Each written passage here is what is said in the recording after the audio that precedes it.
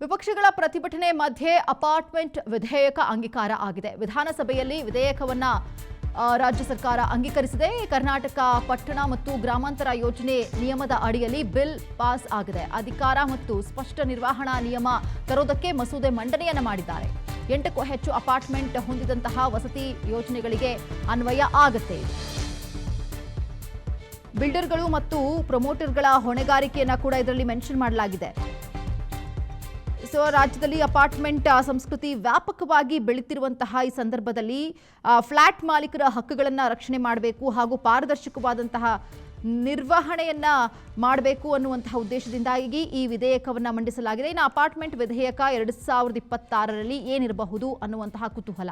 ಒಂದೇ ಅಪಾರ್ಟ್ಮೆಂಟ್ಗೆ ಒಂದೇ ಸಂಘಟನೆ ಇರುತ್ತೆ, ಅಂದರೆ ಅಲ್ಲೇ ಒಂದಷ್ಟು ಆರ್ಗನೈಸ್ ಮಾಡ್ಕೊಂಡಿರ್ತಾರಲ್ಲ, ಅದು ಒಂದೇ ಇರುತ್ತೆ. ಒಂದಕ್ಕಿಂತ ಹೆಚ್ಚು ಮಾಲೀಕರ ಸಂಘಗಳನ್ನು ಹೊಂದುವಂತಿಲ್ಲ ಅನ್ನುವಂತಹ ನಿಯಮ ಈಗ ಅನ್ವಯ ಆಗುತ್ತೆ. ಅಪಾರ್ಟ್ಮೆಂಟ್ ಮಾಲೀಕರ ಸಂಘದ ನೋಂದಣಿ ಕೂಡ ಕಡ್ಡಾಯ ಆಗ್ತಾ ಇದೆ. 3 ತಿಂಗಳ ಒಳಗೆ ಪ್ರಮೋಟರ್ಸ್ ಸಂಘವನ್ನ ರಚಿಸೋದಕ್ಕೆ ಅವಕಾಶವನ್ನ ಮಾಡಿಕೊಡಲಾಗಿದೆ. ಒಂದು ಕಡೆಯಲ್ಲಿ ಕಾಲಮಿತಿಯಲ್ಲಿ ಭೂಮಿ ಮತ್ತು ಕಾಮನ್ ಏರಿಯಾವನ್ನ ನಿವಾಸಿಗಳ ಸಂಘಕ್ಕೆ ಹಸ್ತಾಂತರ ಮಾಡೋದು ಕೂಡ ಕಡ್ಡಾಯ ಆಗುತ್ತೆ. ಅಪಾರ್ಟ್ಮೆಂಟ್ನ ಮೆಟ್ಟಿಲುಗಳು, ಬಾಲ್ಕನಿ ಇರಬಹುದು, ಲಿಫ್ಟ್, ಟೆರೆಸ್ ಇರಬಹುದು, ಪಾರ್ಕ್ ಮತ್ತು ಪ್ಲೇಯಿಂಗ್ ಏರಿಯಾ ನಿರ್ದಿಷ್ಟ ಉದ್ದೇಶಕ್ಕಷ್ಟೇ ಬಳಕೆ ಮಾಡಬೇಕು ಅನ್ನುವಂತಹ ರೂಲ್ಸ್ ಕೂಡ ಈಗ ಅಪ್ಲೈ ಆಗುತ್ತೆ. 30 ವರ್ಷಕ್ಕಿಂತ ಹಳೆಯದಾದಂತಹ ಅಪಾರ್ಟ್ಮೆಂಟ್ ಕಟ್ಟಡಗಳು ಭದ್ರತೆಯ ಪ್ರಮಾಣ ಪತ್ರವನ್ನು ಪಡೆಯೋದು ಕೂಡ ಕಡ್ಡಾಯ ಆಗ್ತಾ ಇದೆ. ಅಪಾರ್ಟ್ಮೆಂಟ್ ಕಟ್ಟಡ ಭದ್ರತೆ ಪ್ರಮಾಣ ಪತ್ರ ಪ್ರತಿ 5 ವರ್ಷಕ್ಕೊಮ್ಮೆ ನವೀಕರಣ ಮಾಡ್ಕೊಳ್ಬೇಕಾಗತ್ತೆ, ರಿನಿವಲ್ ಮಾಡ್ಕೋಬೇಕಾಗತ್ತೆ.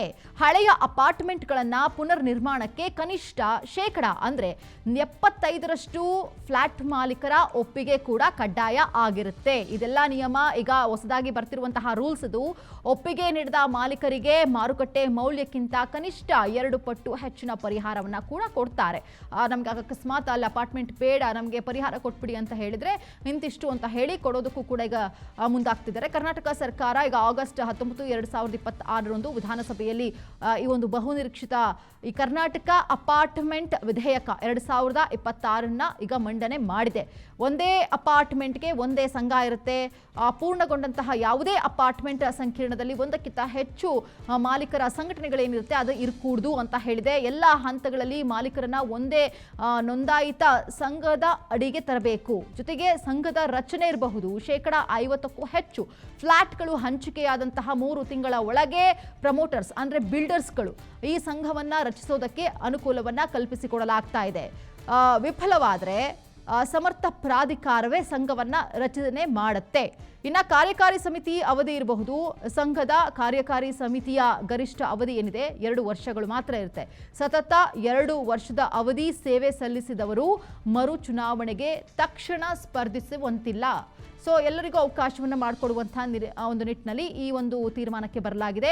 ಮರು ನಿರ್ಮಾಣ ಒಪ್ಪಿಗೆಗೆ ಸಂಬಂಧಪಟ್ಟಂತೆ ಅಂದರೆ ಅಪಾರ್ಟ್ಮೆಂಟ್ ಅನ್ನ ಕೆಡಗಿ ಅಂದರೆ ತುಂಬಾ ವರ್ಷಗಳಾದ್ಮೇಲೆ ಅಪಾರ್ಟ್ಮೆಂಟ್ ಕಟ್ಟಡದ ರಚನಾತ್ಮಕ ಒಂದು ವ್ಯವಸ್ಥೆ ಏನಿದೆ ಅಲ್ಲಿರುವಂತಹ ಒಂದಷ್ಟು ಮಂದಿಯ ಒಂದು ಪರ್ಮಿಷನ್ ಅನ್ನು ತೆಗೆದುಕೊಳ್ಬೇಕಾಗತ್ತೆ. ಆ ಅಪಾರ್ಟ್ಮೆಂಟ್ ಅಲ್ಲಿ ಇದ್ದಂಥವರು ಪರ್ಮಿಷನ್ ಕೊಟ್ಟಿಲ್ಲ ಅಂತ ಹೇಳಿದ್ರೆ ಅವ್ರಿಗೊಂದಷ್ಟು ಪರಿಹಾರವನ್ನ ಕೊಡುವುದಕ್ಕೂ ಕೂಡ ಮುಂದಾಗ್ತಾ ಇದೆ.